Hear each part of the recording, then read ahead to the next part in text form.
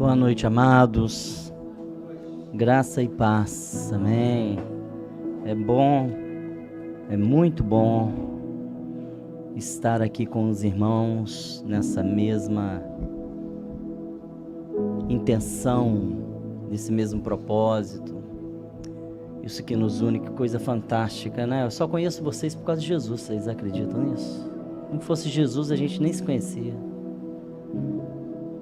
Eu só conheço o pastor Washington por causa de Jesus também. Se não fosse Jesus na vida dele, eu nunca teria sido hold dele na banda Filho, lá nos 15 anos, magrelo, 40 quilos, gente.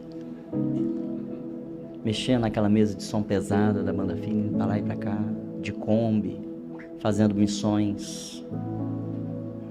Tempo maravilhoso. Hoje nós estamos aqui em um outro contexto, mas no mesmo propósito. Ainda continuamos fazendo missões, ainda continuamos semeando a palavra de Deus. E o Washington é um desbravador. O cara tá lá na Espanha. Eu venho para BH para ver ele, vai lá para Espanha. O que você tá fazendo na Espanha, cara? Não, você vem aí, eu não vou estar aí não, eu vou estar na Espanha. Eu falei, o que você vai fazer na Espanha? Tá lá semeando. Tá acompanhando? Washington, o que você está fazendo aí na Espanha? Que você não está aqui para me dar um abraço? Está cumprindo o propósito. Pronto. Irmãos, pode abaixar o microfone um pouquinho, está dando uma ressonância? Acho que é aqui. Eu creio que eu não tenho aqui hoje um sermão propriamente para trazer para os irmãos, mas eu estou tão à vontade entre vocês que eu quero mais trazer um testemunho daquilo que o Senhor tem falado ao nosso coração durante esse tempo de 2024, que Ele nos falou muito em 2023. Em 2022 foi uma preparação que o Senhor está fazendo na minha família, na minha vida. E no ano de 2022 nós entramos no ano sabático, depois de 17 anos de ministério. Deus nos deu um ano para nós descansarmos, mas descansar não é ficar à toa.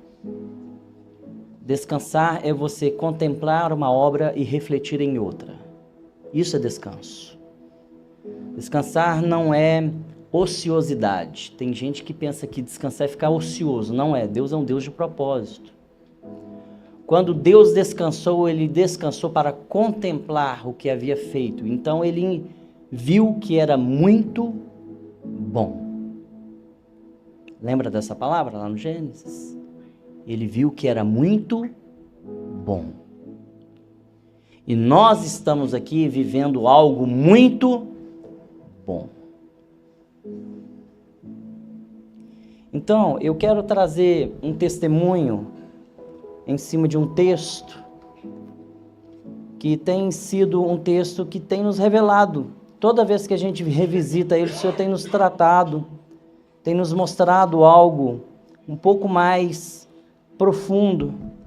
Ele é um texto tão pequenininho que você conhece, que você fala ele até de cor, que é o Salmo de número 133. Ó, como é bom e suave que os irmãos vivam em união.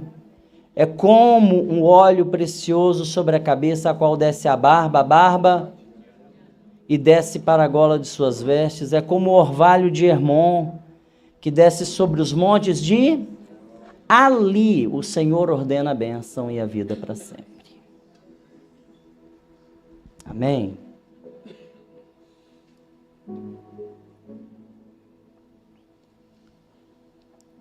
O Senhor tem nos mostrado que uma das coisas mais nocivas da fé de um crente é fazer algo certo pelo motivo errado. Se existe uma coisa que pode prejudicar muito o seu crescimento espiritual, é você sempre tentar fazer o que é certo, por pensar que é certo, e não se atentar no fundamento daquilo que você está tentando acertar. Boas intenções. A igreja sofre muito por causa de boas intenções.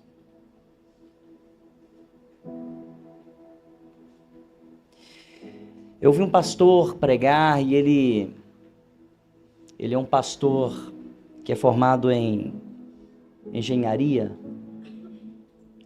E ele disse uma coisa: olha, se uma pessoa vai construir, edificar um projeto, uma casa, um prédio, e ele prepara um fundamento para 3 andares, quando chega no terceiro, o mestre de obra chega para ele e dá uma ideia. Fala, por que você não faz um 4º andar?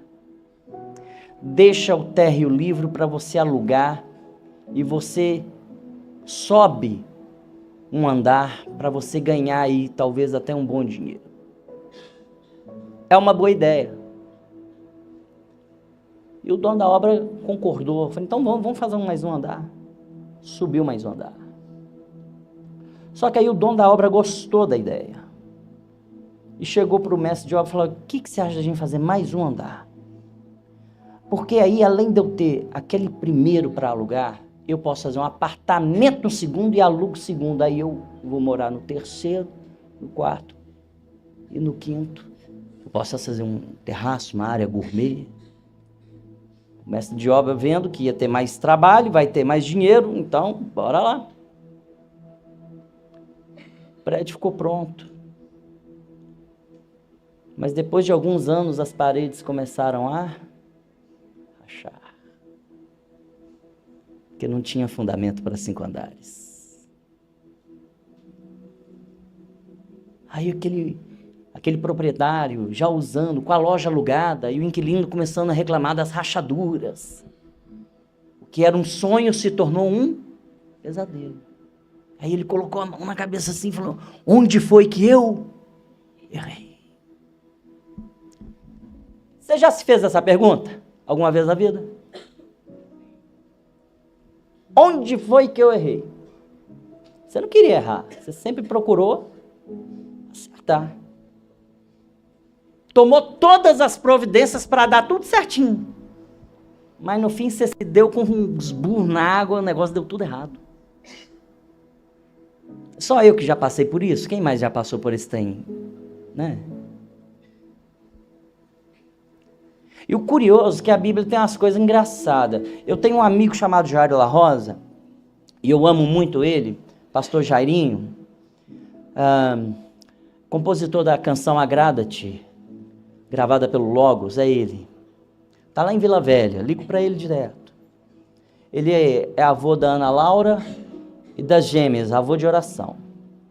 E o Jairinho falou uma coisa um dia interessante, falou, filho, você sabe que a maior contracultura do universo é o Evangelho? Eu falei, é mesmo, Jairinho? É.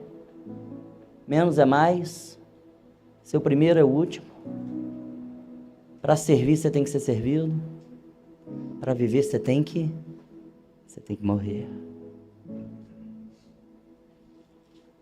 E isso tem um fundamento de verdade tão poderoso que a gente começa a pensar nas coisas que a gente tentou acertar.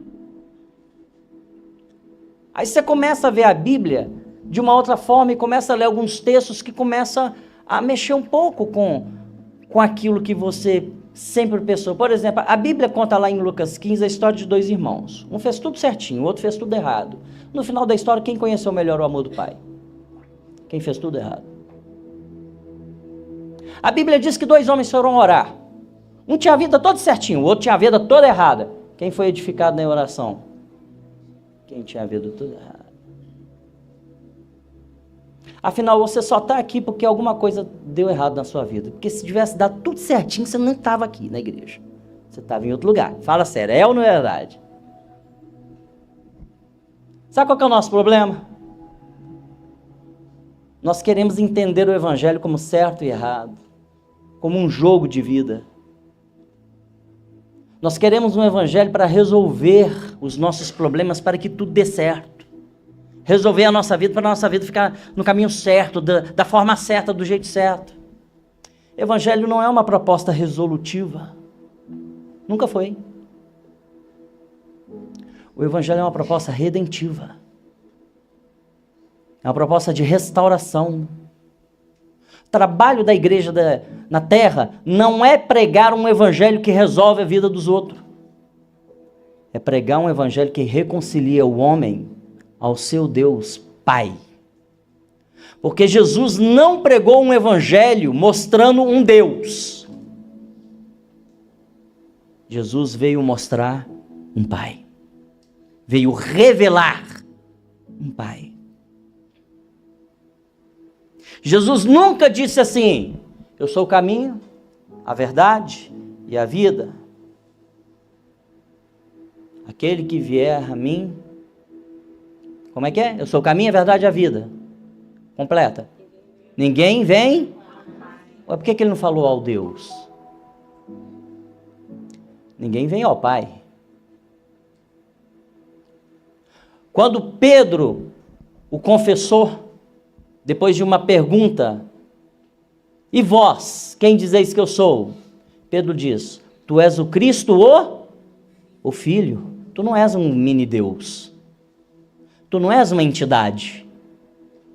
Tu não és uma encarnação da entidade divina. Tu és o Filho, que nos mostra o Pai. Esse mundo não está órfão de Deus. Esse mundo tem Deus para todo mundo. Tantas e tantas religiões aí, todo mundo tem o seu Deus, que resolve o seu problema. Mas esse mundo está carente de um Pai. E aqui o texto diz: como é bom e agradável viverem unido quem? Não os cristãos. Não a assembleia. Não é a congregação. Nem é o povo. Nem a nação. É os irmãos. A obra do Evangelho é uma obra redentiva. É um caminho de restaurar alguém que não sabe o que ele é. Isso interfere na nossa evangelização. Porque nós aprendemos a evangelizar assim: olha, aceita Jesus para você ser filho de Deus. Porque na minha cabeça o camarada só vai ser filho de Deus no dia que ele vier aqui, levantar a mão, vir à frente, aceitar Jesus, fazer a classe de catecúmenos, passar pelo batismo. Não, agora você é meu irmão.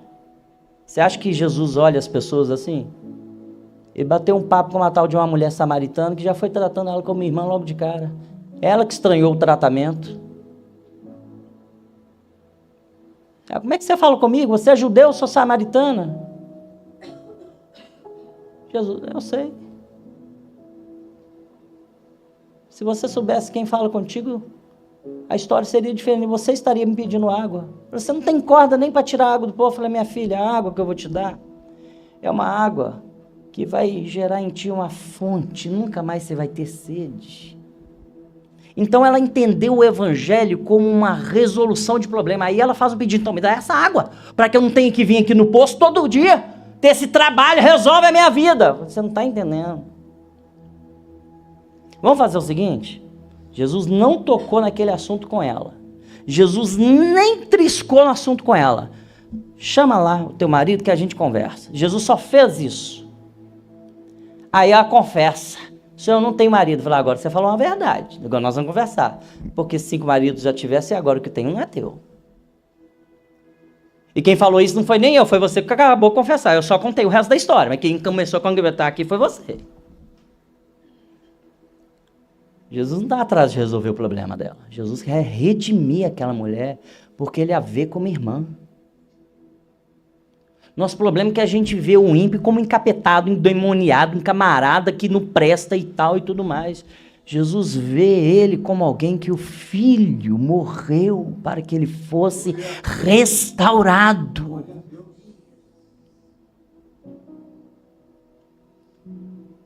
Ó, quão bom e suave é que os irmãos vivam em união. Deus não te chamou para o certo, Deus te chamou para o bom. Vou repetir. Deus não te chamou de uma proposta corretiva de certo e errado. Deus te chamou para uma proposta de propósito bom, consolidado, da sua origem na sua jornada até o seu destino. E é tão bom, e é tão bom, e é tão bom, que fornece para ti um ambiente de segurança, que você pode até errar, mas será amado. Você está me entendendo? Você pode até errar. Como Pedro errou ao tirar os olhos de Jesus e botou os olhos nas águas, nas ondas, no vento, e começou a afundar. E Jesus prontamente estendeu a mão. Falou: Pedro, você podia ter só um pouquinho mais de fé. Levanta, homem. Pedro não volta carregado para o barco e volta andando. Isso é restauração. Pedro foi e voltou o quê? Andando. Você está entendendo? Então Deus não te chamou para o certo. Deus não te chamou para ter uma vida certa. Ter uma vida certa é moralismo. Moralismo é coisa de crente. Moralismo é coisa de homem. Moralismo é legalismo. Não. Deus te chamou para um propósito bom. Um propósito onde Ele tem um ambiente, onde Ele reúne a sua família, os seus filhos. E ali Ele revela o seu propósito, a sua vontade, que é uma vontade o quê? Boa, perfeita e ela não é certa. Porque se a vontade de Deus fosse certa, ela seria mensurável. Tudo que é certo você pode medir para comprovar que é certo. Você está entendendo? A vontade de Deus não pode ser mensurável. Ela tem que ser vivida, revelada. Você tem que conhecê-la. Você nunca vai entender o Evangelho. Você tem que conhecer o Evangelho. Viver o Evangelho. Porque tem gente que experimenta coisas tão extraordinárias na vida com Cristo que não se tem palavras para expressar. Deus não te chamou para algo certo. Ele te chamou para algo bom.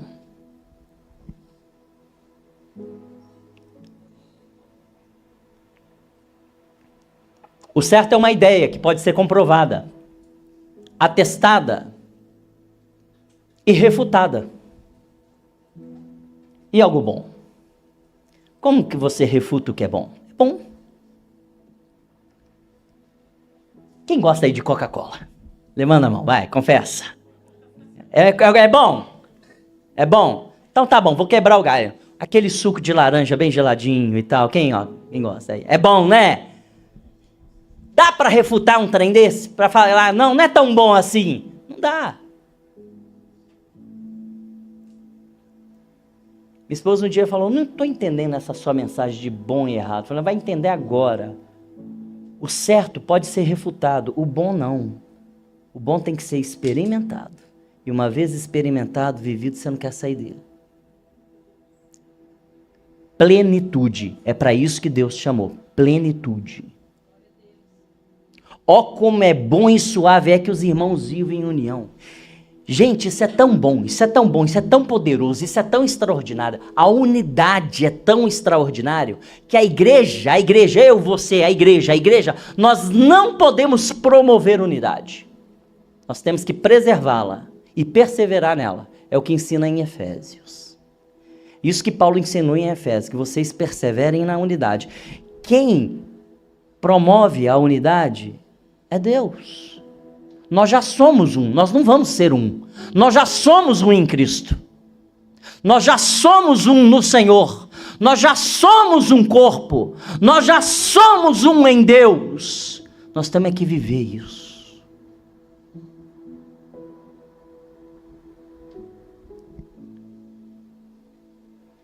Então, se você entender o que é certo, você vai ficar menos preocupado agora em errar. Porque o teu objetivo não é ser certo, é viver o bom. Amém? Aí, ó, ficou tranquilo. Não é mais suave? E o que é bom? Que o homem não esteja só. E viu Deus que não era bom que o homem permanecesse só. eu vou fazer para ele uma família. Isso não é uma palavra para casamento. Tem muita gente que pensa que isso é palavra para casamento. Que o camarada não pode viver uma vida plena em Cristo solteiro, que a coisa não vai estar boa. Tem muito solteiro, está muito melhor do que tem muita gente casada, acredite. O que você vai me dizer de Paulo? Um camarada pleno no Senhor, solteiro. Não, Deus está falando ali de família. Deus está falando ali de viver com os irmãos, é reconhecer o irmão, é ter alguém para sentar na mesa e repartir o pão. É ter alguém na mesa para partilhar as dificuldades. É ter alguém na mesa para ser servido também nas suas necessidades, nos seus momentos de carência, de angústia. É no corpo que está o consolo. Aqui, ó, é suave, é agradável e é poderoso. Porque o texto que você leu comigo diz assim: é como um óleo usado na unção sacerdotal. Se você pensa que o óleo é alguma coisa, você tem que entender que a unidade do corpo é muito mais. Aqui é um comparativo. O salmista pega um elemento inferior para ilustrar. O óleo sacerdotal, ele era exclusivo só para ungir sacerdote e rei, só para isso. Ele não poderia ser comercializado, ele não poderia ser usado para fins de cosméticos, o que era muito comum. Ele não poderia ser usado para fins culinários. Era só para aquilo. E ele era preparado por um especialista, não era qualquer um que fazia. Havia uma ciência elaborada por trás do óleo sacerdotal.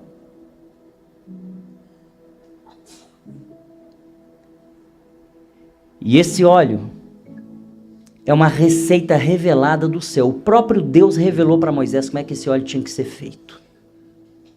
Era uma especiaria.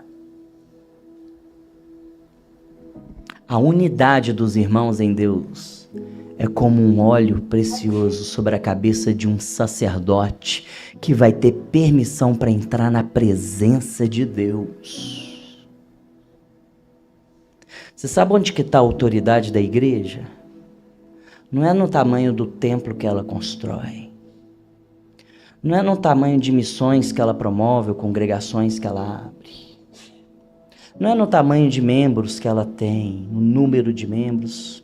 Muito menos pelo valor que ela consegue arrecadar mensalmente. A autoridade de uma igreja está na sua unidade. É a unidade. É a união dos irmãos, é o compromisso de uns com os outros, é quando eu entendo que você é meu irmão, e quando a sua dor ela vai ser a minha dor também, quando a sua necessidade vai ser a minha necessidade também, quando eu sou irmão, eu chego em casa e eu tenho a liberdade de falar: meus irmãos, eu tenho dificuldades na minha vida, eu tenho dificuldades na minha casa, eu estou passando por aflições, olha, eu estou passando por problemas, eu não estou conseguindo organizar o meu dinheiro, eu não estou tendo sabedoria para organizar o meu dinheiro, eu preciso de ajuda para entender dinheiro. Dinheiro é uma ciência, dinheiro precisa ser aprendido, dinheiro precisa ser administrado, isso é uma ciência, ninguém nasce sabendo, e tem muita gente prejudicada porque não soube aprender, ninguém ensinou. E é os irmãos que vão ajudar nesse processo de aprendizado, para que o nosso irmão não seja escravo de Mamon, mas que ele seja senhor do Mamon. Conheço um pastor que chegou numa igreja e ele prestou atenção que um dos presbíteros daquela igreja era muito bom administrador. Ele chegou para aquele irmão, pastor Napoleão, e falou: meu irmão, preciso de tua ajuda. O pastor da igreja: preciso da tua ajuda. Eu falei: por quê, pastor? Está precisando de quê? Algum remédio? O irmão era farmacêutico? Não, eu não sei mexer com dinheiro. Eu nunca trabalhei. Eu cresci e fui estudar, fui para o seminário, do seminário eu fui para a igreja. Comecei cedo. Eu preciso aprender com você. Como é que mexe com isso? Senta aqui e me ensina. Aqui, ó, isso aqui é meu pagamento. Organiza ele para mim, moço. Eu falei, tá bom, pastor, você quer ajuda? Ele falou, eu vou te ajudar, então tá bom. Conheci 2 casos assim. Um em 2004 e um outro mais recente. Casos idênticos. No caso de 2004, o irmão tinha que ligar para o outro e falou, fulano, eu estou vendo uma promoção de um negócio aqui que eu estou precisando assim, assim, assado, papapá. Posso comprar? Ele, não, você não pode comprar. Mas por que eu não posso comprar? Meu irmão, isso não tem propósito. Mas eu quero. Falei, querer não é propósito, querer é vontade. Vontade vem da carne nada se aproveita. E você está endividado, moço. Você não vai comprar. E se você comprar, você vai diante do presbitério, que eu vou te levar para lá. Isso é família. Ah, mas eu não quero esse constrangimento, não. Mas você vai sofrer, porque Deus te colocou numa família. A nudez de Noé só foi tratada quando a família veio com a capa da reconciliação e com os olhos fechados, virados, porque não queria contemplar a vergonha que já tinha sido divulgada. Nós não precisamos ver, nós só precisamos cobri-lo. O Noé só foi se arrepender depois, mas a segurança veio antes. Nós temos que saber ouvir as dores uns dos outros e não se incomodar com o fato da dor, com o fato do pecado. O pecado foi resolvido na cruz do Calvário, Jesus já derramou o sangue. Você já prestou atenção, pastores, que o Novo Testamento não manda a gente pedir perdão? Pode ler. Não orienta. Quem vai escrever um pouco mais sobre isso é Tiago, e quando ele escreve sobre essa questão do pecado, ele vai dizer assim, confessai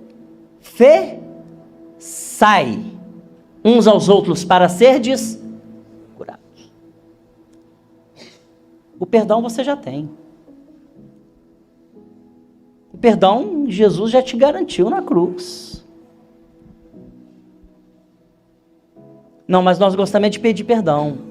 Porque o perdão esconde, é o pecado que mostra. Mas Deus quer te ensinar a se mostrar aos irmãos, sem constrangimento, porque isso aqui é um ambiente de segurança. Irmãos, eu pequei. Amém, meu irmão? Vem cá. Vamos sentar.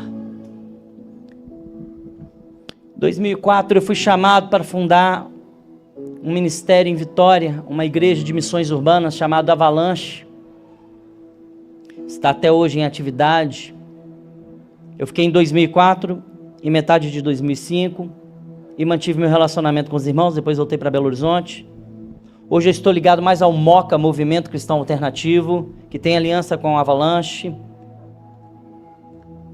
Mas, certa feita, o presidente da missão partilhou com a gente que chegou lá crentes para fazer o curso de missão, para ser missionário, mas chegava a cada peça. Um dia chegou lá um irmãozinho que tinha 2 canetas de cocaína, que para continuar as aulas dava um tequinho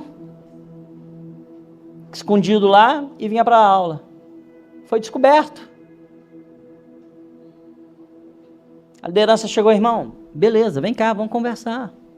Irmão, fulano está aqui, é gente boa, é cristão, mas ainda é escravo da coca. Vamos fazer o seguinte, vamos jogar a coca fora e vamos vencer junto? Beleza? Ok? Você não vai ser expulso não, vamos tratar. Vamos caminhar. Para que tem ter medo da lepra e repudiar a lepra? Não, isso aí era costume de judeu, não é costume da igreja. A igreja acolhe, a igreja traz para perto, a igreja trata as feridas, a igreja ama, a igreja chega perto, vem cá, vamos cuidar, vamos tratar. Ó, com bom e suave que os irmãos vivam em união. É tão poderoso quanto um óleo de unção que desce sobre a cabeça e o transforma em sacerdote, ele passa a assistir na presença de Deus.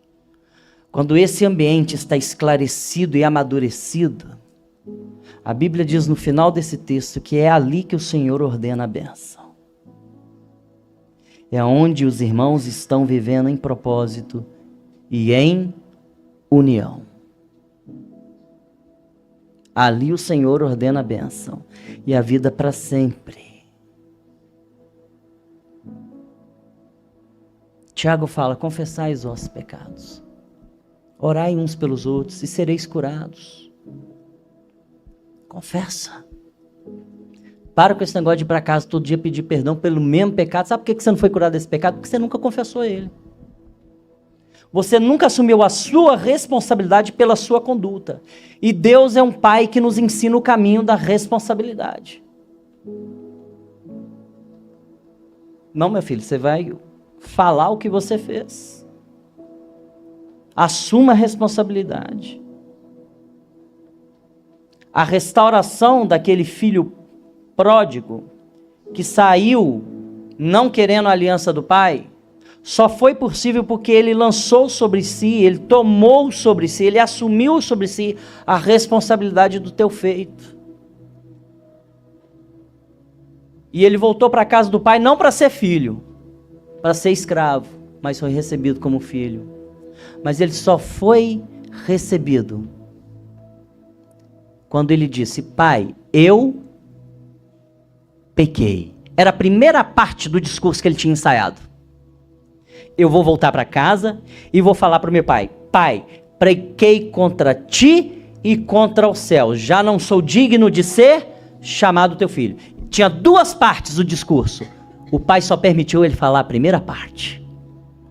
Pai, pequei contra ti e contra o céu. Vem cá, traz roupa, traz sandália, toma meu anel. Meu filho voltou. Porque ele assumiu a responsabilidade.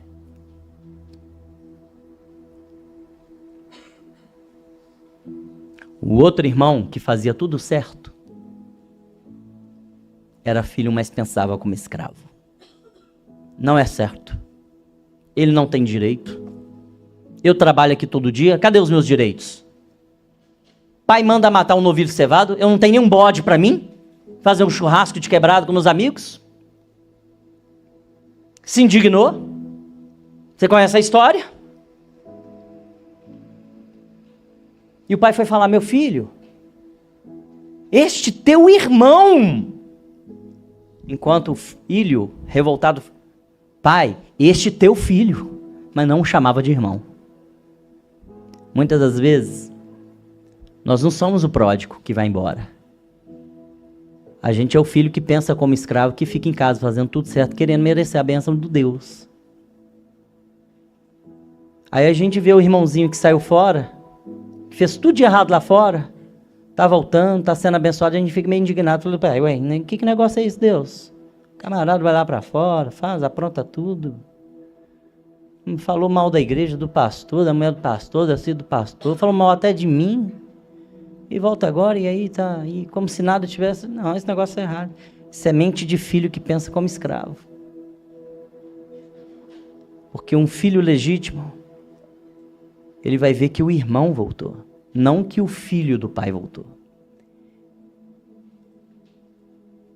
Nós temos que recebê-los como irmãos. É meu irmão que voltou. Vem cá, meu irmão. Eu tenho um irmão. Ele está preso.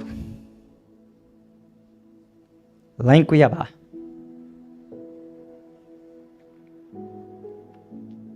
Eu fiquei com muita raiva. Porque eu descobri coisas da vida dele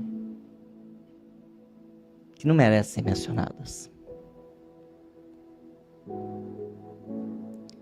E eu fui diante da mulher dele, falar para ele: larga esse homem, ele não te merece, ele aprontou feio. Eu estava errado, ela permaneceu ao lado dele. Ela não é evangélica, ela é católica. E ela foi mais crente do que eu. Ela teve mais fé do que eu. Ela permaneceu ao lado dele e vai falar: ele é meu marido. E eu vou dar apoio até o fim. É essa submissão que a igreja tem que pregar. Da mulher que sustenta a missão do marido. Não que se subjuga a ele. Eu estou esperando encontrar com meu irmão para pedir perdão para ele, para falar para ele: sua esposa teve mais fé do que eu. E eu preciso te pedir perdão. Porque eu fui pior do que você nessa história. A gente tem que aprender a confessar, gente. Para sermos curados. A gente tem que aprender a falar das coisas que nós não conseguimos vencer. Das coisas que ainda nos vencem. A gente tem que parar com essa hipocrisia. Não, em casa eu peço perdão, em casa eu ajoelho lá e converso com Deus. Não tem disso. O pai está aqui, a mesa está aqui, a família está aqui. Vamos confessar. Traz o pastor, vem cá, pastor, senta aqui, ouve a minha culpa, ouve a minha dor, ouve o meu pecado, eu quero ser curado, pastor. Eu pequei, eu estou em pecado, estou tendo esse problema, pastor. Você vai continuar sendo amado, você vai continuar sendo filho, você vai continuar na igreja, mas você vai ser curado, porque o Espírito Santo vai tirar todo o peso, toda a dor, toda a coisa que está lá dentro, entalada, porque você assumiu responsabilidade. E isso é coisa de Deus.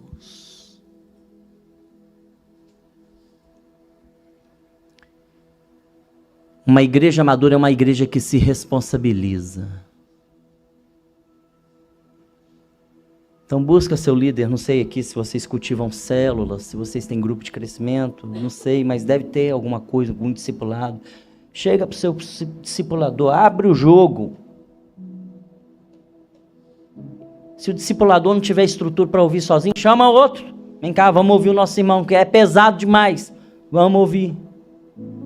Nosso irmão aqui está com dificuldade nessa, agora nós vamos orar em nome de Jesus, ele vai sentir leve, e a liderança vai tratar em amor,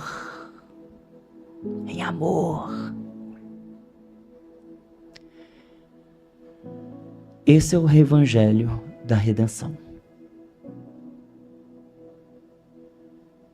que restaura, não é que resolve o problema, restaura. Amém? Bom e suave é esse caminho. Que os irmãos vivam em união. É onde repousa a bênção. É onde tem vida. E é para sempre. Eu quero orar com você.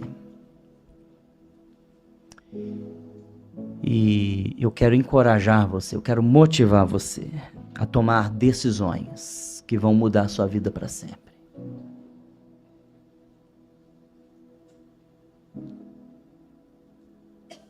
Você está precisando de bater um bom papo com o seu líder e rasgar seu coração.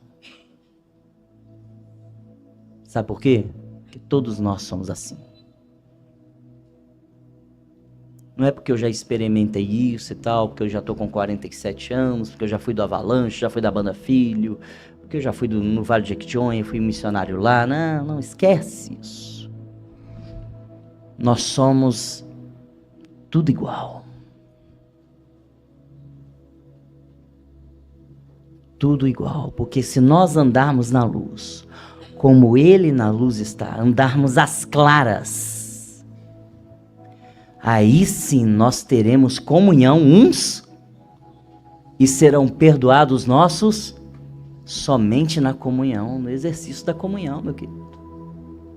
Porque é no exercício da comunhão que você encontra um ambiente de segurança para confessar, para abrir o jogo, para chegar e falar: gente, o lance é esse. eu preciso dos irmãos. E você vai ser abraçado. E se o irmão que te ouviu não tem a estrutura de ouvir o teu pecado e te encarar da mesma forma, então ele também precisa de ajuda. Porque ele não entendeu que ele também é igual. A alteração aí é que ele tem diferença, e tem dificuldade em outras áreas diferentes, só isso. Cara, lá tem problema, não consegue controlar o dinheiro, eu não consigo controlar a minha língua. É assim, ele gasta demais e eu falo da vida, todo mundo é tudo igual. Então ele tem que confessar que ele é um compulsivo, que ele vive debaixo da escravidão do consumismo, gasta com o dinheiro que não tem para comprar o que não precisa, para impressionar quem ele nem conhece. E o outro tem que entender que ele fala mal de todo mundo porque ele gosta de ver o circo pegar fogo, é tudo igual. Tem que vir para a mesa esse povo e confessar. E aí tantas e tantas outras áreas na sua vida que sabe que tem que ser colocado, confessado. Mas eu tenho vergonha. A vergonha é um fruto do pecado. Foi a primeira coisa que o Adão sentiu depois que ele pecou. Vergonha. A vergonha é você tentar resolver o seu problema com folha de figueira, que não resolve coisa nenhuma. Não se resolve problema de nudez com folha de figueira. Isso é vergonha. Não deixe esse sentimento carnal impedir o seu crescimento espiritual. Porque quando você confessar, vencer vergonha, constrangimento e abraçar a graça de Jesus. Porque a graça de Jesus é Deus se tornando acessível ao pior que existe. Entender é tudo igual, gente. Quando todo mundo está na luz, é tudo igual, é tudo igual. E nós temos tentado vivenciar isso no nosso dia a dia e trazer os nossos irmãos lá de Mendes Pimentel para essa verdade. De que o que adianta uma liturgia certinha se ela não é boa? De que adianta um cronograma da igreja todo certinho ali, domingo, culto, quarta, EBD, classe, tudo certinho, se não é bom? Tem que ser bom. E o que é bom? É quando todo mundo chega junto. Todo mundo chega junto. Isso é um poder que o bairro sente, que a região sente, que a cidade sente, que o país sente. Eu fui congregado, membro congregado, na época do Avalanche, de uma igreja que tinha 3.000 membros, mas ela não tem templo. Não tem uma sede fixa. Ela é dividida por regiões. E cada região se reúne da forma que melhor lhe convém. A minha região se reunia numa quadra. No sábado ainda por cima. E fala, não, a gente não quer culto domingo não. Culto é dia... De domingo é dia de ir pra praia e ver a família. A gente quer o sábado. Amém. Chegava lá, tinha 600 pessoas reunidas nos nossos encontros. Começava às 6, não tinha hora para acabar. Por quê? E não era um culto convencional, não. Era um trem estranho. Eu estranhei. Quando eu cheguei, eu era do Avalanche, hein? Cheguei lá com 3 brincos, 2 tatuagens, um cabelo comprido, batia no ombro. Eu falei, esse povo é estranho. Povo esquisito. Pensa, todo de preto, brincão, tatu, cabeludo. Esse povo é estranho. Porque era uma liberdade no momento da reunião. Porque se reuniam para quê? Cantar salmos, orar, cânticos espirituais e testemunhar da palavra de Deus. Então, não era uma pregação, era um testemunho de vida. Chegava o Vince, que era o líder, né? Irmãos, alguém quer testemunhar? Aí chegava o irmão lá com a palavra. Irmãos, vamos abrir aqui na palavra. Olha, Deus me tratou nessa área, nesse texto. E ali nós compartilhávamos o testemunho. Porque é isso que o Evangelho propõe. E recebereis poder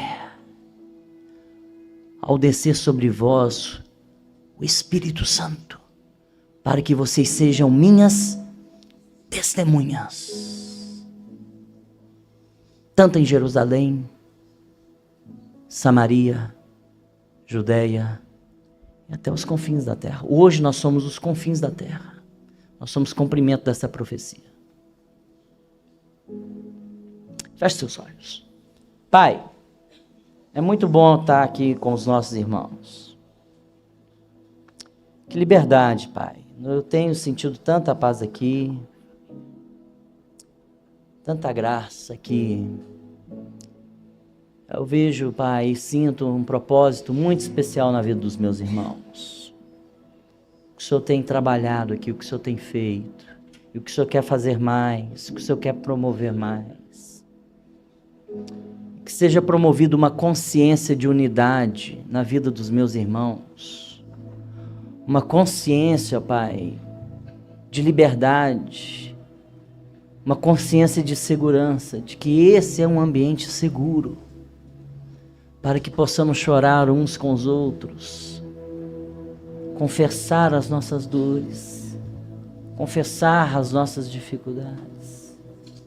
E caminharmos no propósito de sermos igreja, de sermos o teu povo, de sermos a tua propriedade exclusiva, que o Senhor fala lá em Pedro, de sermos a tua noiva. Nós não somos uma instituição, nós não somos uma organização, nós somos um organismo, nós somos a tua noiva. E nós somos um, para a glória do Senhor. Em nome de Jesus.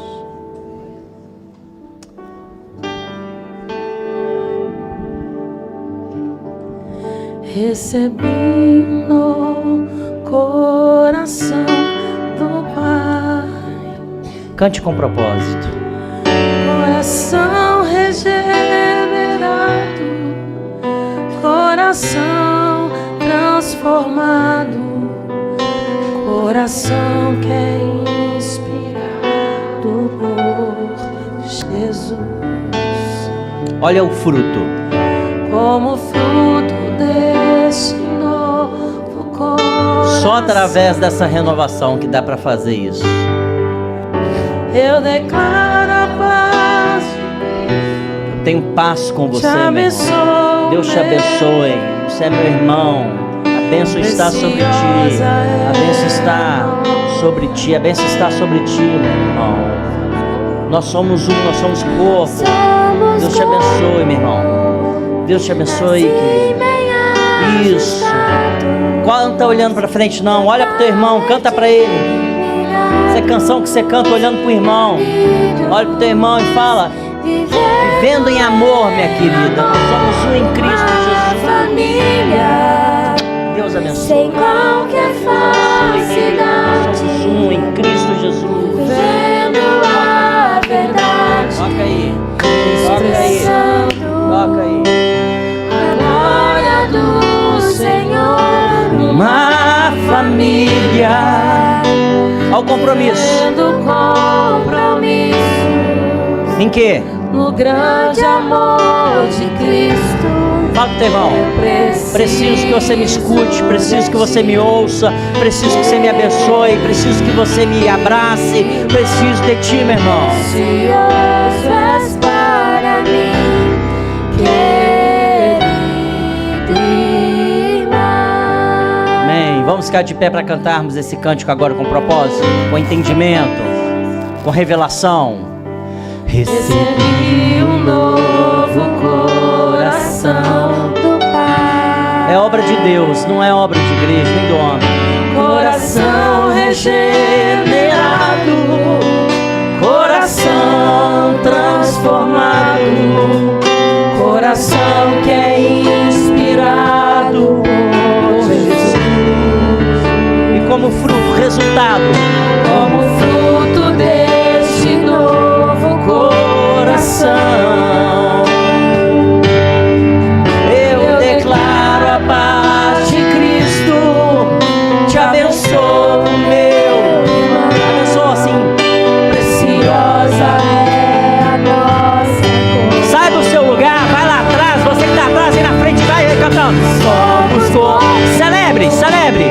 Assim bem ajustados, totalmente ligados, unidos, vivendo em amor, uma família, sem qualquer falsidade, vivendo a verdade, Expressando a glória do Senhor, uma família, vivendo compromisso no grande amor de Cristo. Eu preciso de ti, querido irmão, precioso és para mim, querido irmão, eu preciso de ti, querido irmão, precioso és para mim, querido irmão. Agora assim, ó. A honra, a glória, a força e o poder ao Rei Jesus e o louvor ao Rei Jesus. A honra, a glória, a força E o poder ao Rei Jesus e o louvor ao Rei Jesus.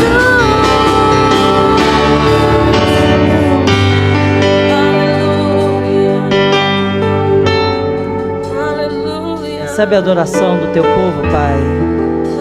Teus filhos estão reunidos na mesa. Estamos compartilhando uns com os outros. Vamos viver uma semana de compartilhamento, uma semana de repartir o pão, uma semana de repartir a vida, uma semana de repartir o coração, uma semana de mesa na vida desses irmãos para a glória do teu nome. Amém. Amém. Amados, eu agradeço muito aos irmãos a confiança, o carinho, a oportunidade, ao pastor Napoleão pelo carinho que nos acompanha sempre nas redes sociais, ali no grupo do WhatsApp, orando pra gente, acompanhando nosso ministério, ao pastor Washington, ouviu, Washington? Ó, beijo pra você. Possamos encontrar da próxima vez, esteja aqui, não na Espanha, aqui. Amém. Palavra a quem de direito.